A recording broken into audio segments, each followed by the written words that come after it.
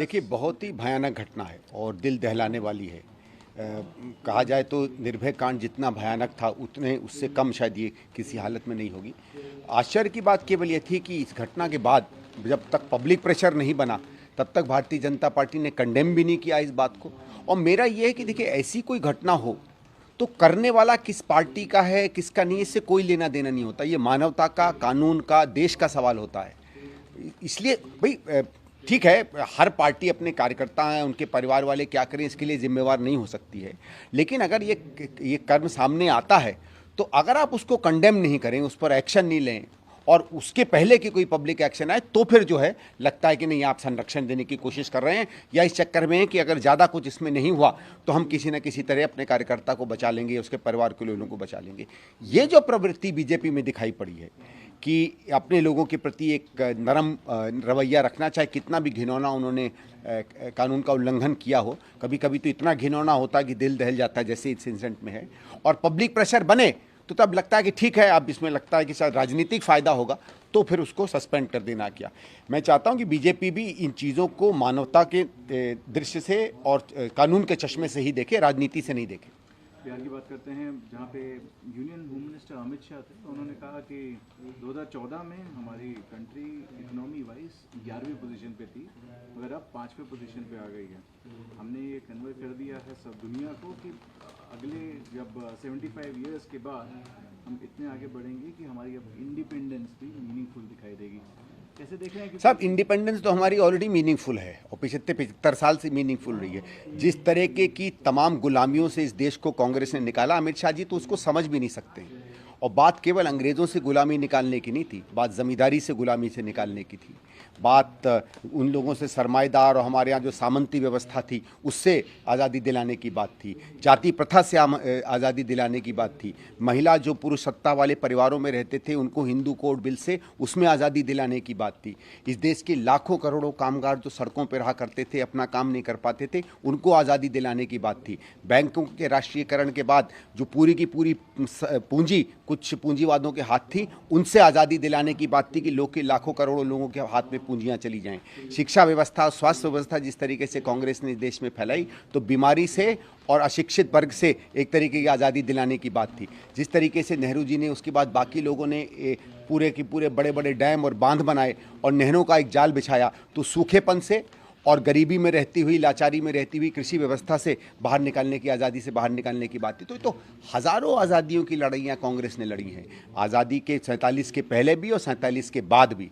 जब वो तमाम व्यवस्थाएं लड़ चुकी थीं, हम धीरे धीरे एक ज़्यादा समतावादी, एक ज़्यादा प्रगतिशील, एक ज़्यादा सोच समझ वाले, एक ज़्यादा शिक्षित, एक ज़्यादा आगे बढ़ने वाले समाज की तरफ जा रहे थे, तब ठीक है और पार्टियां आती हैं। कभी कभार होता है कि बचपन में जो आदमी जिस तरीके से आपका पालन पोषण करता है, आगे चल के आप किसी और की तरफ नज़र से देखने लगते, तो उसका ये मतलब नहीं होता है कि जो पालन पोषण किया है, जो बच्चे को शिक्षा दी है, जो उसकी हड्डियों में ताकत दी है, जो उसके खून में हमने लोहा भरा है, वो उसने दे दिया है जो बाद में उसके साथ घूमता है।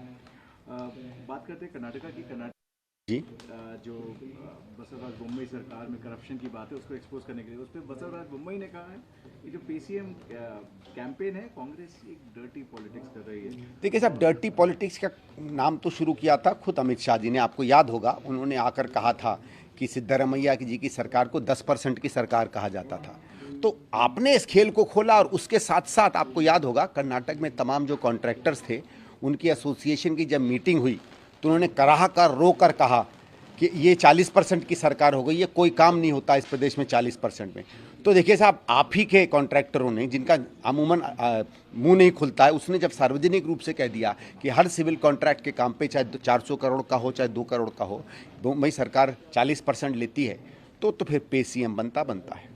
सर, पीडीपी की चीफ है महबूबा मुफ्ती, उन्होंने कमेंट किया है जब जो पाकिस्तान के प्राइम मिनिस्टर हैं, उन्होंने कहा था कि जम्मू कश्मीर का जो मैटर है उसको रिजॉल्व करने की ज़रूरत है। उन्होंने बोला है जम्मू कश्मीर एक कॉम्प्लिकेटेड मैटर है, महबूबा मुफ्ती ने कहा है, और पूरा स्टेट एक जेल की तरह ट्रांसफॉर्म हो गया है, इनकाउंटर्स डेली हो रहे हैं। इम्पॉर्टेंट है इस इशू को सॉल्व करना। अगर पाकिस्तान के पीएम ने बोला है रिजॉल्व करना चाहिए जम्मू कश्मीर का, तो इम्प्रूव होना चाहिए इंडिया पाकिस्तान के रिलेशनशिप। देखिए, पाकिस्तान का सीधा मसला है। हम लोगों ने हमेशा कहा है कि पाकिस्तान की पहली चीज़ तो शिमला एग्रीमेंट के बाद कश्मीर का मसला पाकिस्तान और हमारे बीच में बातचीत से सुलझाया जाएगा। लेकिन हम लोगों ने एक बार हमेशा तय कर रखा है कि अगर जब तक आतंकियों के साथ पाकिस्तान रहेगा, आतंकवाद को बढ़ावा देगा, प्रोत्साहित करेगा, तब तक किसी तरीके की बात नहीं हो सकती। पाकिस्तान अपना वो रवैया जेन्युइनली छोड़ दे, प्रूफ दिखाकर छोड़ दे, तो बात करने के लिए तैयार है। और कश्मीर का मसला तो बहुत सीधा सीधा है भाई। सितंबर 1947 में वहाँ के महाराजा ने दस्तखत किए और पूरा का कश्मीर हमारे साथ कर दिया। हमने उसके बाद कहा कि हम वहाँ चुनाव करा देते हैं।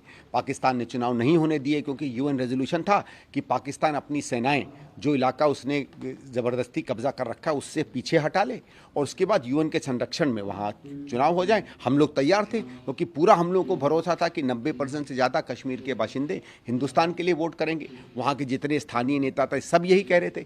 और वही नहीं, सन 56 या 57 में, उसके पहले 51-52 में जब पहली बार चुनाव हुए तो लोगों ने बढ़ चढ़ के वोट दिया, कम से कम 60-70% के करीब वोट का फीस दर। तो हम तो ये मानते हैं कि जिन्होंने संविधान के दायरे के अंदर बाहर निकलकर वोट दिया वो हर कश्मीरी एक तरीके से अपना प्लेबिसिट कर रहा था कि हम हिंदुस्तान के साथ हैं। तो ये तो तभी प्रूव हो गया था कि पूरी की पूरी जमहूरियत वहाँ की में प्रूव हो गया कि पूरा का पूरा जम्मू कश्मीर भारत में आना चाहता है।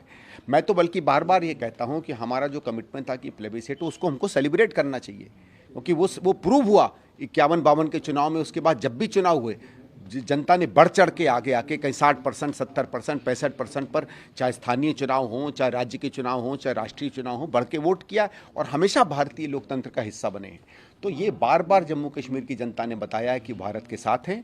इसलिए एक ही सोल्यूशन रहता है जम्मू कश्मीर का कि पूरा का पूरा जम्मू कश्मीर जो इलाकों में ज़बरदस्ती पाकिस्तान घुस गई है वो अपनी फ़ौजें वहाँ से हटा ले। जम्मू कश्मीर के हर कोने में जिस दिन तिरंगा फहर जाएगा पाकिस्तान से हमारी दोस्ती हो जाएगी। आखिरी प्रश्न मेरा होगा, पीएफआई तथाकथित एक जगह पुणे में पाकिस्तान जिंदाबाद के जो स्लोगन लगाए गए हैं वो या रेस करे गए हैं, उस पर बीजेपी के नीतीश राणा ने कहा है कि चुन चुन के मारेंगे। देखिए, ऐसा है कि पीएफआई क्या उसने अभी किया नहीं किया मैं उसमें नहीं जाता, लेकिन पीएफआई जब से बनी है तब से थोड़ा बहुत संदेह के दायरे में है। उसके कुछ लोग ज़रूरत से ज़्यादा कहें क्या कहें सांप्रदायिक राजनीति करते हैं। कभी कभी उनकी सांप्रदायिक राजनीति कानून के दायरे से बहुत बाहर चली जाती है। हम लोगों की भी जब सरकारें थीं तब भी वहाँ से खबरें आती थीं कि पीएफआई को बड़े ध्यान से उसको मॉनिटर करना पड़ेगा और अब भी वो प्रथा चलती चली आ रही है। लेकिन मैं नीलेश जी से कहूँगा कि हम लोग सब संवैधानिक कस्में खाकर अलग अलग पोस्ट पर जाते हैं और सड़क पर न्याय नहीं होता है। अगर हमको लगता है और जिस तरीके से पीएफआई की गतिविधियाँ निकल कर आ रही हैं, अगर उन पर कानूनी कार्रवाई होनी चाहिए तो वो करवाइए, उन लोगों को सज़ा दिलवाइए। लेकिन इस तरीके का कॉल फॉर आर्म सड़क पर ये कोई तरीका नहीं होता है। देखिए, कितना भी दूसरी पार्टी गलत हो, मैं स्वयं कहता हूँ कि पीएफआई की गतिविधियों को मैं हमेशा संदेह की नज़र से देखता हूँ और एक स्वतंत्र सेकुलर अच्छे भारत में ऐसी पार्टियों की मेरे हिसाब से तो कोई जगह नहीं है। लेकिन फिर भी मैं कहूँगा कि उनके खिलाफ भी अगर कार्रवाई हो तो कानून के दायरे में। नमस्कार, मैं हूं मानक गुप्ता। अगर आपको हमारा ये वीडियो पसंद आया हो तो इसे लाइक और शेयर जरूर करें और हाँ, हमें सब्सक्राइब और फॉलो करना ना भूलें ताकि आप देश और दुनिया की कोई खबर मिस ना करें। तो जुड़े रहिए हमारे साथ और देखते रहिए न्यूज़ 24।